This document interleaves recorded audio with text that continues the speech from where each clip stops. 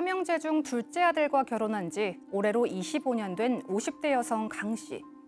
7년 전부터 강 씨는 고등학교 교장에서 정년 퇴임 후 홀로 된 시아버지를 모시게 됐습니다.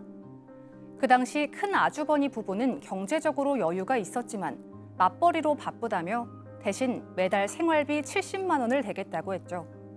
또 시동생은 막 취직한 터라 아무런 도움이 되지 않았습니다. 결국 이러저러한 이유로 강 씨 부부가 시아버지를 모시고 살게 된 겁니다. 막상 모시고 나니 시아버지에게 들어가는 소소한 돈들이 많았지만 다른 형제들에게는 전혀 내색하지 않았습니다. 그리고 얼마 전 시아버지가 돌아가시면서 형제들끼리 다툼이 일어납니다. 시아버지가 원체 청렴했던 분이라 남긴 재산은 별로 없었지만 예상외로 많은 조문객이 장례식을 찾은 겁니다. 남편을 통해 들어보니 장례식 비용을 제외하고도 5천만 원이 넘는 부의금이 남았다는데요. 문제는 이 돈을 아주버니 부부가 생활비를 댔다는 이유로 모두 가져가 버린 겁니다. 오랫동안 시아버지를 모셔온 강 씨는 이 상황을 이해할 수가 없다는데요. 과연 며느리도 시아버지의 부의금을 받을 수 있는 걸까요? 네, 이 부모님 돌아가신 후에 그 부의금을 놓고 이제 불화가 생긴 일 종종 저희가 전해드리곤 했는데 오늘도 좀 그 내용입니다. 며느리 입장에서 이 부의금을 어떻게 해야 되는지 궁금해서 사연을 보내주셨거든요. 자, 그러니까 이제 이 상담 의뢰인의 상황을 좀 먼저 보겠습니다. 이 삼형제 중에 둘째입니다. 중간. 그 부인이에요. 결혼 25년 차고 50대 주부입니다. 그런데 이 둘째인 남편은 작은 건설회사를 다녔고요. 총무직에서 일을 했는데 급여가 많지는 않지만 굉장히 성실하고 묵묵한 스타일이에요. 그리고 형님은 어떠냐? 형님 내외는 맞벌이에요. 전문직 맞벌이라서 고소득인데 그렇게 둘째네하고 살가운 관계는 아니었다고 합니다. 그러면 이제 막내, 시동생이죠. 시동생의 경우에는 이제 막 취업해서 사회 초년생인 상황이에요. 이러한 삼형제 집안의 둘째 며느리가 이제 고민을 의뢰한 겁니다. 그런데 이게 삼형제라고 설명을 드렸는데 둘째 며느리가 시아버님을 모시게 됐는데 어떤 특별한 이유가 있었어요? 네, 특별한 이유는 그러니까 이 삼형제가 서로 아주 살갑고 가까운 사이는 아닙니다만 그렇다고 뭐 사귀도 안 좋은 건 아니에요. 둘째 동생 같은 경우에 형 말을 굉장히 잘 따르는 상황이었고요. 이 시아버지가 고등학교 교장 선생님으로 정년 퇴임을 하시고 7년 전에 시어머니가 돌아가시면서 혼자 남게 되셨고 원래 그러니까 강직하고 좀 그런 성격이다 보니까 모아놓은 재산이 많지 않아서 형제들 셋이 그동안 뭐 재산 분장 같은 건 없었고 오히려 셋 다 강직하게 자기들 스스로 잘 살아왔습니다. 여기까지는 형제들이 잘 컸어요. 문제는 시아버지를 이제 혼자 되셨으니까 모셔야 되는데 앞서 말씀드렸지만 첫째 부부는 워낙 둘이 바쁘다 보니까 못 모시겠다. 막내 시동생은 이제 막 취직을 하고 이러니까 여력이 안 되니까 다음을 기약하겠다. 둘째가 모시게 된 거죠. 근데 이제 여러 가지 상황 때문에 둘째를 모시기는 됐는데 첫째 부부가 이제 우리가 못 모시겠다고 하면 생활비를 70만 원을 주겠다라는 조건으로 둘째에게 좀 모셔라라고 양보를 하고 이야기를 한 것 같아요. 그리고 일단 둘째는 형 말이 아까 좀 잘 듣는 동생이라 그랬잖아요. 그러니까 그러자 일단 우리가 모시자 이렇게 이제 시아버지를 모시게 된 겁니다. 그러니까 그래도 그 첫째가 좀 경제적인 여유가 좀 있었나 보죠. 70만 원의 어떤 생활비를 보태겠다라고 하면서 둘째 며느리가 이제 시아버지를 모시게 됐는데 참 시아버지 모시는 일이 쉬운 일 아니지 않습니까? 모시는 일은 어땠다고 하던가요? 돈만 보내주는 거 모시는 거 아니거든요. 그래도 하여튼 뭐 70만 원 뭐 열심히 보내줬다고 합니다. 그런데 이 둘째 며느리 입장에서 시아버지를 모시고 나서 보니까 이 그 아들이 그 대수사 이런 거에 아예 거의 안 오다시피 하는 거예요. 그러니까 오롯이 아마 이제 둘째 며느리의 몫이 된 것 같아요. 모든 일이.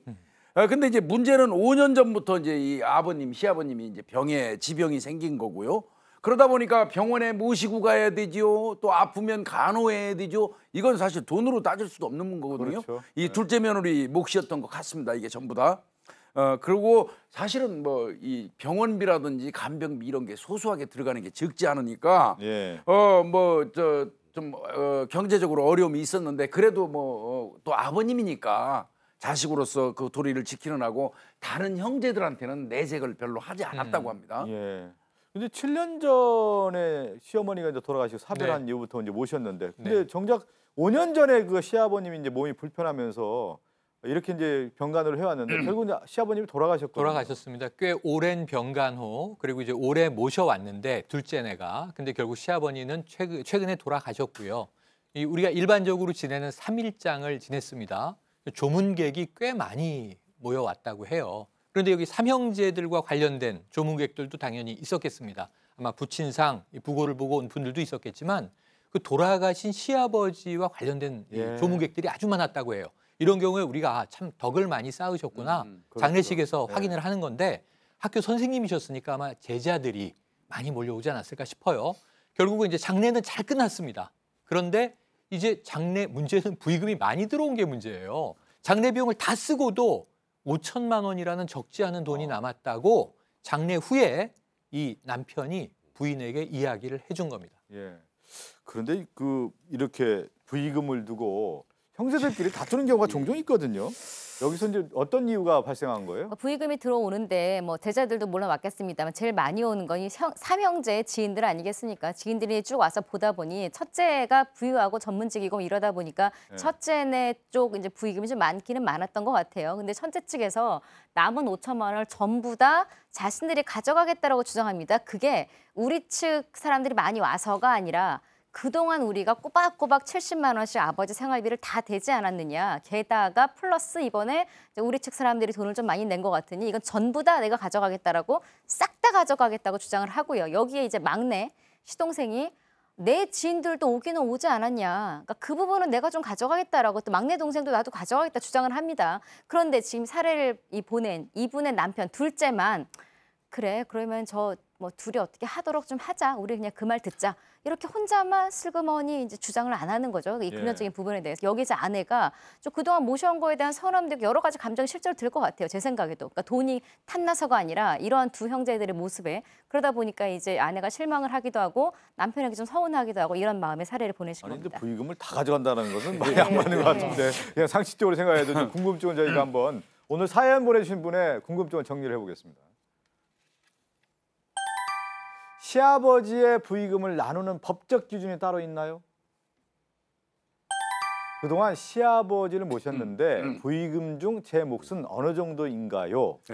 일단 부의금 나누는 기준이 있나요? 일단 부의금의 법적 성격이나 이렇게 장례를 다 치르고 남는 부의금을 어떻게 나누는지에 관한 민법 규정은 없습니다.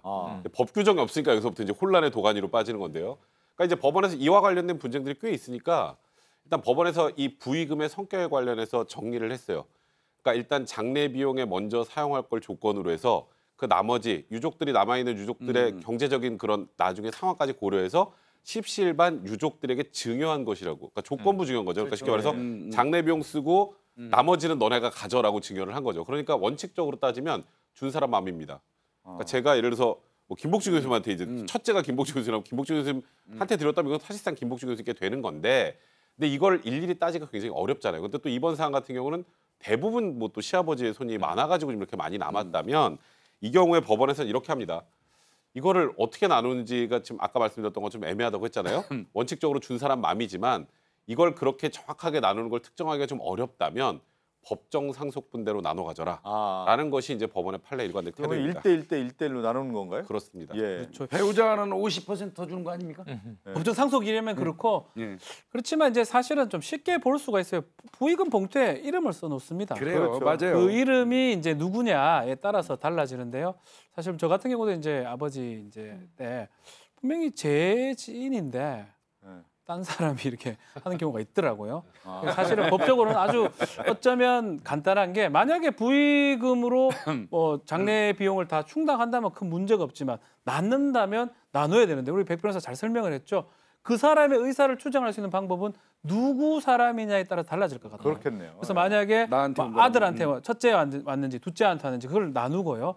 만약에 아버지한테 왔던 거라면 그거는 원칙적으로 돌아가서 상속 비율대로 나누면 딱 이해가 되네요. 그러면 예를 들어 삼형제면 삼형제 앞으로 온 부의금을 가지고 일단 나누고 다 챙기고 다 챙긴 다음에 그렇죠. 아버지 앞으로 왔다고 하면 아버지 앞으로 온 것은 반드시 나누면 돼요. 상속 비율로 1대1로 나누면 된다. 이렇게 딱 맞습니다. 정리가 되겠군요. 네.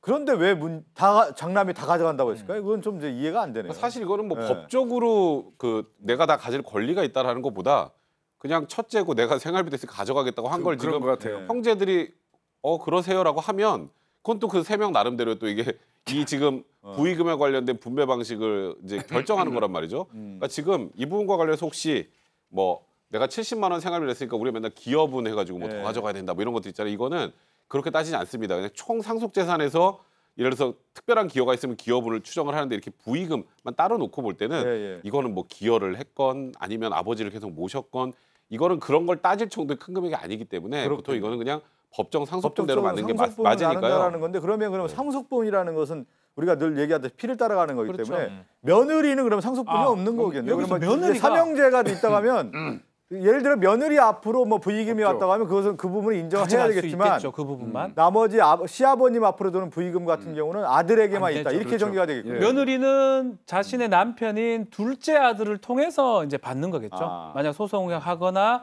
뭐 예를 들어서 지금 나오기 부의금 반환 소송을 한다면 둘째 아들이 첫째 아들을 상대로 뭐 소송을 하는 건 가능해도 며느리는 자신의 이름으로 자신한테 들어왔던 그 부의금만 가져갈 수 있을 걸로 지금 보입니다. 그러니까 이분 같은 경우에 이제 계속 이제 어쨌건 아버님을 모셨잖아요. 모셨으니까 그러네요. 그거에 관련된 뭐 기여분 같은 것이 있지 않나 이렇게 생각을 하셨던 것 같은데 여기서는 이제 그런 거는 크게 따지지 않고 부의금을 나눌 때는 말 그대로 법정 상속 비율대로 놔두는데 여기서 일단은 본인의 남편이 살아있는 상황이잖아요. 사망을 했다면 대습상속으로라도 받겠지만 그게 아니기 때문에 남편을 통해서 받아야 될 것 같습니다. 아니, 큰형이라는 분이 그 둘째 재수 씨가 저 아버지 모시고 했으면 아버지 앞으로 들어온 거에서 과감하게 딱 떼줘야지 그거를 홀딱 챙겨가는 게 어디 있어요?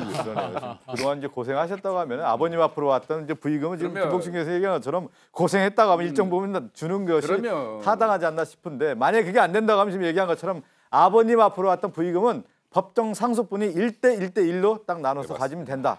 간단하게 정리가 됐습니다. 다음 함께 사는 세상으로 갑니다.